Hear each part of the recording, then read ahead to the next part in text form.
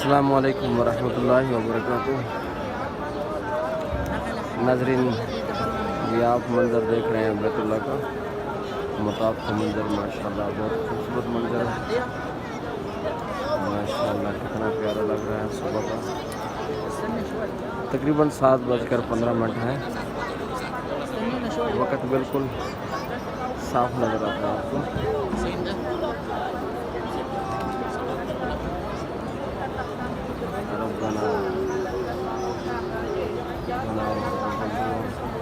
ربنا اغفر لي ولوالدي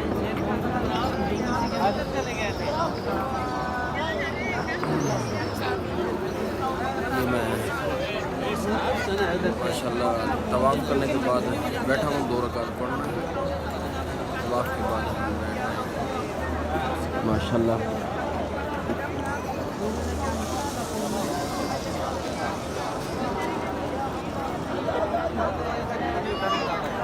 ماشاءاللہ یہ پرندے آپ کو نظر آ رہے ہیں۔ ناظرین، اس وقت اتنا رش نہیں ہے، نماز کے بعد بھی حجاج کرام کافی اپنے گھروں میں چلے گئے ہیں، اتنا زیادہ رش نہیں ہے۔ نماز کے اوقات میں رش زیادہ بڑھ جاتا ہے۔ اب اس وقت کی میں بات کر رہا ہوں، صبح 7 بجے، طواف میں بھی اتنا رش نظر نہیں آ رہا۔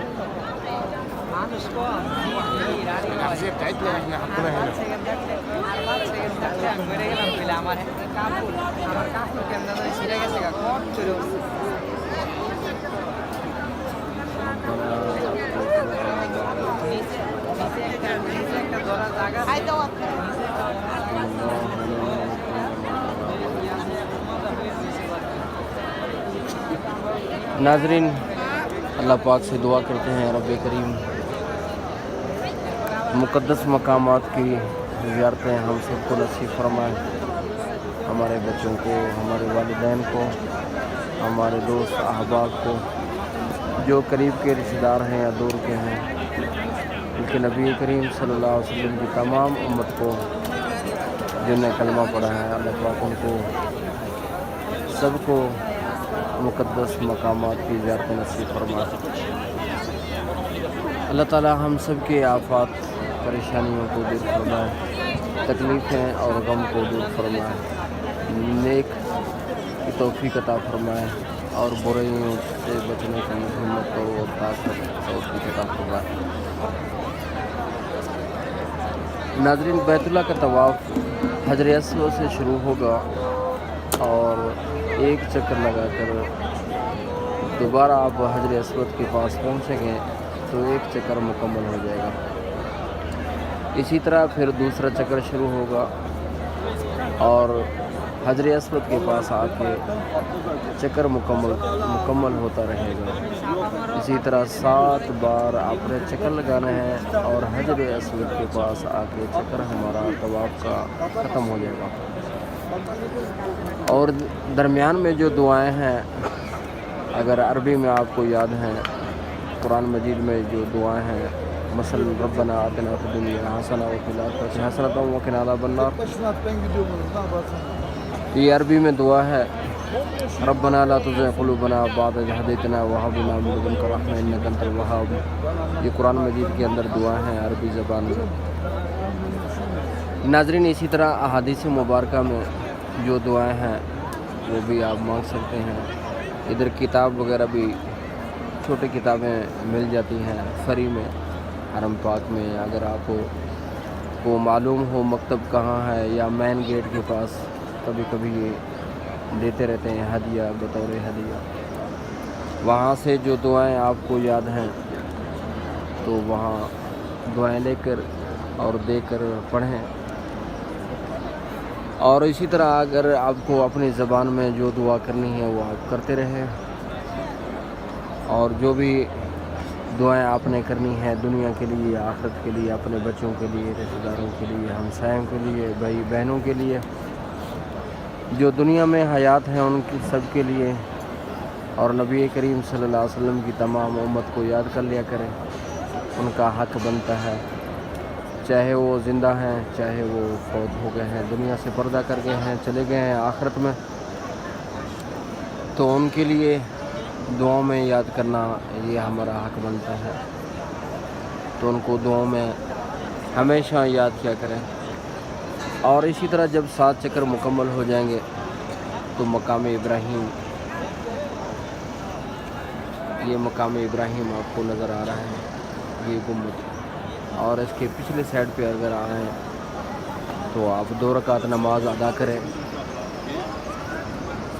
اور اسی طرح بیٹھ کر وہاں دعائیں مانگیں، بیت اللہ کو دیکھتے رہیں جتنا آپ کو موقع میسر ہو، نصیب ہو، 10 منٹ ہو، 15 منٹ ہو، آدھا گھنٹہ ہو، جتنا بھی آپ کے پاس وقت ہے، ٹائم ہے، 5 منٹ ہے، 2 منٹ ہے، جتنا بھی آپ کے پاس ٹائم ہے، آپ دعا کرتے رہیں اور دعاؤں میں یاد کرتے رہیں والدین کو، بزرگوں کو۔ اسی طرح ناظرین، دعاؤں سے مسائل حل ہوتے ہیں، اور دعائیں کرنے سے اللہ پاک راضی ہوتا ہے، اور دعا کرنے سے اللہ پاک بڑی بڑی مشکلیں آسان فرما دیتا ہے۔ اور دعاؤں میں ہم سب کو رشتہ داروں کو یاد کرنا بھی لازمی ہے، ضروری ہے، اور اسی طرح تمام دوست احباب کو یاد کر لیا کریں، اپنے بچوں کو۔ والدین جب اپنے بچوں کے لیے دعا کرتا ہے، گویا کہ اسی طرح ہے جس طرح ایک نبی بنی اسرائیل کا اپنے امت کے لیے دعا کر رہا ہو۔ نبی کریم صلی اللہ علیہ وسلم کی امت کا اتنا بڑا مقام اعزاز ہے، ایک والدین اپنے بچوں کے لیے دعا کرتا ہے تو اللہ پاک جس طرح بنی اسرائیل کے نبیوں کی دعا کو قبول فرماتے ہیں، اسی طرح والدین جب اپنے بچوں کے لیے دعا کرتے ہیں اسی طرح دعا کو قبول فرما لیتے ہیں۔ اتنا بڑا مقام ہے، یہ سب نبی کریم صلی اللہ علیہ وسلم کے طفیل ہم سب کو ملا ہے۔ اور بیٹھ کر وقت نکال کر نبی کریم صلی اللہ علیہ وسلم کے اوپر درود پاک پڑھنا یہ بھی نہ بھولیے گا۔ تسبیحات میں یاد کر لیا کریں نبی کریم صلی اللہ علیہ وسلم کو، تسبیحات پڑھ لیا کریں درود شریف کا۔ اسی طرح اگر طواف میں مصروف ہیں تو طواف میں درود شریف پڑھ لیا کریں۔ ایک بزرگ کا بھی واقعہ آتا ہے، وہ ہمیشہ جب طواف شروع کرتا تھا تو نبی کریم صلی اللہ علیہ وسلم پر درود پاک پڑھتا رہتا تھا۔ اور اسی طرح سیدنا علی المرتضیٰ رضی اللہ تعالیٰ کا قول ہے، اگر اللہ رب العزت اور دعاؤں کا نہ فرماتا تو میں ہر وقت اٹھتے بیٹھتے نبی کریم صلی اللہ علیہ وسلم کے اوپر درود پاک پڑھتا رہتا۔ درود پاک کی بہت بڑی فضیلت ہے۔ نبی کریم صلی اللہ علیہ وسلم نے ارشاد فرمایا، جو ایک دفعہ درود پاک پڑھتا ہے تو اللہ پاک کی رحمت 10 بار نازل فرماتا ہے، اور انسان کے 10 درجات بلند فرما دیتا ہے، اور اس مسلمان کو اللہ رب العزت 10 گناہوں کو معاف فرما دیتا ہے۔ اتنی بڑی فضیلت ہے درود پاک۔ درود پاک کثرت سے پڑھا کریں، اور ہمارا حق بھی بنتا ہے، ہمارا نبی کریم صلی اللہ علیہ وسلم جیسا نبی کریم صلی اللہ علیہ وسلم نے اللہ رب العزت نے ہم کو عطا فرمایا، اس جیسا پیغمبر، اس جیسا رسول نبی کریم صلی اللہ علیہ وسلم کے علاوہ دنیا میں ایسا محبوب، ایسا نبی رسول نہیں آیا۔ اس کا مقام وہی جانتا ہے جس کو کچھ سمجھ ہے۔ نبی کریم صلی اللہ علیہ وسلم اگر نہ آتے یا ہم کو نبی کریم صلی اللہ علیہ وسلم کی امت میں اللہ پاک نہ پیدا کرتا تو پتہ نہیں ہم کیا ہوتے۔ تو اللہ رب العزت کی کرم نوازی ہے، اللہ رب العزت نے احسان فرمایا ہے، اللہ رب العزت نے ہم کو نبی کریم صلی اللہ علیہ وسلم جیسا پیغمبر عطا فرمایا ہے، نبی عطا فرمایا ہے، رسول عطا فرمایا ہے، بہت بڑا احسان ہے۔ تو اللہ رب العزت کے ساتھ جہاں جہاں مانگتے ہیں دعاؤں میں، وہاں نبی کریم صلی اللہ علیہ وسلم کے اوپر بھی درود پاک پڑھ لیا کریں۔ अल्लाह रब्बुल इज़्ज़त हमारी कमी कोताहियों को दूर फरमाए। अल्लाह रब्बुल इज़्ज़त नेकी की तौफीक अता फरमाए, बुराइयों से बचने की हिम्मत और ताकत अता फरमाए। नाज़रीन, 2 रकात नमाज अदा करने के बाद, दुआ मांगने के बाद, इसके बाद हम सफ़ा मरवा की तरफ जाएंगे। सफ़ा मरवा के 7 चक्कर हैं। जिस तरह बैतुल्लाह के 7 चक्कर हैं, इसी तरह सफ़ा मरवा के भी 7 चक्कर हैं। सफ़ा मरवा का फ़र्क थोड़ा सा ये है, सफ़ा से हम चलेंगे तो मरवा तक 1 चक्कर हो जाएगा, दोबारा वापस आएंगे सफ़ा की तरफ तो 2 चक्कर हो जाएंगे। यहाँ हजर अस्वद से लेके दोबारा चलकर हजर अस्वद तक पहुँचना तो 1 चक्कर होगा। और सफ़ा मरवा में ऐसा नहीं है कि हम सफ़ा से चले दोबारा सफ़ा में आएंगे तो 1 चक्कर होगा, ऐसा नहीं है। वहाँ सिंगल चक्कर है।